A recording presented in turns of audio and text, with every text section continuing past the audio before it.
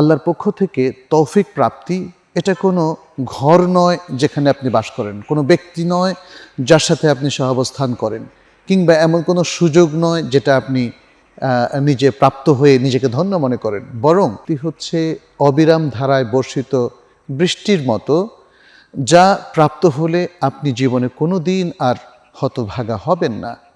এটা সৌভাগ্যের পরশমণি। সুতরাং আমাদের উচিত হচ্ছে সালাত এবং দোয়ার মাধ্যমে অবিশ্রান্ত ধারায় আল্লাহর ইবাদত করতে থাকা এবং আল্লাহর প্রতি সুন্দর সুধারণা পোষণ করা, যাতে করে ধীরে ধীরে আমাদের এই ইয়াকিন চলে আসে যে আমাদের জীবনের সৌভাগ্য মূলত আল্লাহর তৌফিক প্রাপ্ত। আল্লাহর তৌফিক প্রাপ্ত হলেই একজন ব্যক্তি সবচেয়ে বেশি সৌভাগ্যের অধিকারী হন।